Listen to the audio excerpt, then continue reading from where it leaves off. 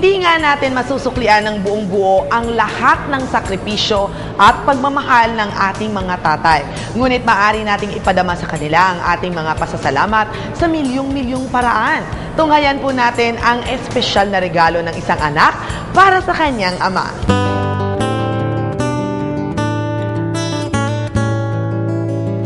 Marahil lahat tayo ay minsan nag-asam magkaroon ng sariling pamilya at ang sariling bahay kung saan bubuuin ang mas marami pang masasaya at makukulay na pangarap.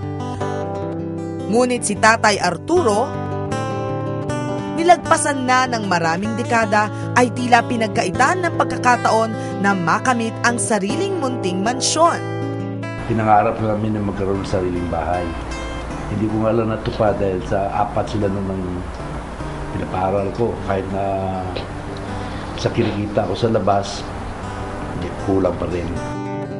Maingay at maguluman ang lugar na kinalakihan ng mga anak. Sa tulong ni Nanay Violeta ay napalaki nilang maayos ang apat nilang kayamanan sa buhay. Sa ngayon, ang kanilang mga anak ay may mga magaganda ng trabaho at nasa mabuting kalagayan. Lalo na ang bunsong anak na si Joy, isang structural engineer. Busy yung life ko abroad kasi marami kaming ginagawa sa work. Tapos yung, syempre sa abroad talagang gusto mo kumita ng pera. Minsan twice a year ako umuwi. Pero minsan pagka 6 days lang ako dito. Saksi si Joy sa mga sakripisyo ni Tatay Arturo para sa kanila. At gayon na lamang ang kanyang pasasalamat dito. Kaya naman nang magsimulang bumuhos ang biyaya, ang regalong nais para sa ama ay sa wakas maibibigay na niya. Yung prime objective natin, magkaroon na tayo ng house and lot na para sa parents natin, para kahit may edad na sila, kumbaga, maging komportable yung buhay nila. Nagkaroon din ng pagbunga yung paghihirap. 21 years ba naman ako sa labas. Sakripisyo.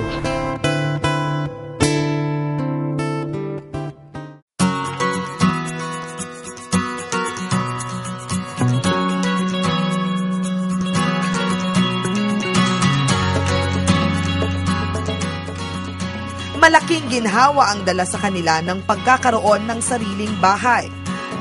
Hindi lang yung house, pati yung garden kasi parang naging komportable yung life nila papa't mama dito kasi hindi sila nabobore. Nagiging busy sila sa pag-garden nila. Maayos dito, maliwalas ang hangin, maganda ang tanawin. Pag gising mo sa umaga, maayos ng paghinga mo ba? Hindi nga nagkamali si Joy nang pinili niyang bumili ng bahay sa Avida. Avida is the housing arm of Ayala Land that caters to the middle-income, hard-working middle-income Filipino families. So kasama dito yung ating mga OFWs. Ang isip kasi nila parang mahal pag Ayala ang bahay. Si Avida, nandito siya para dalhin yung Ayala brand, ibigay yung Ayala brand sa ating mga middle-income families na gustong magkabahay na sulit sa pinaghirapan nila. Avida has houses or projects in Laguna, Batangas, Cavite, we also have in Antipolo, Naga, Lucena, Cebu, Iloilo, Bacolod, at syempre yung mga condominium projects natin all around Metro Manila. With Avida, you can live in a complete community at ang kanilang serbisyo hindi natatapos sa pagbili mo ng bahay. Dito sa Avida, we make sure na from binili mo yung bahay mo hanggang sa nakatira ka na, hanggang sa na-turnover na namin sa mga homeowners, inaalagaan pa rin namin yung community. For as low as 7,500 monthly payment, pwede na po kayong magkaroon ng condominium unit dahil po sa ino-offer namin na flexible payment schemes. As low as 11,400 para naman po sa bahay at lupa, dito na po yan sa New Valley. You can call 848-5200 and you can also log on to www.avidaland.com. Satisfy ako na dito ako kumuha. I would advise them kasi na hanggang humikita tayo ng okay naman, might as well na i-invest natin yung pera natin para alam naman natin kasi na hindi forever yung pag-work overseas. I-save natin sila sa magandang investment like property, I would suggest nga na Ayala. Nung nag-iisip talaga akong bumili ng property, talagang nasa mindset ko na talaga yung Ayala. At sa regalong bahay ni Joy, mas lalo pang nabuklod ang pamilya ko. Sa mga anak namin, sabi ko sa kanila, ayusin nilang ilang trabaho at saka lagi silang mag-ano sa taas. Kasi yan man ang atin ng pag-asa, di ba? At ang kanilang payo para sa mga tatay na gaya niya? Huwag silang magkulang sa pagpalala sa mga anak nila, kung ano mang hirap nila. Mayroon magandang bubunga.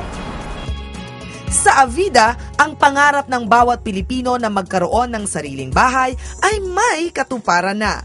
Pero hindi lamang bahay na bato ang mahalaga dahil mas importante ang pagkakaroon ng isang tahanan na kahit anong bagyo ang dumaan ay mananatiling nakatayo at hindi mabubuwag. Habang may buhay, nandito lang ako sa tabi niya. Salamat lang kami dahil sinagot ng Diyos yung hiling namin.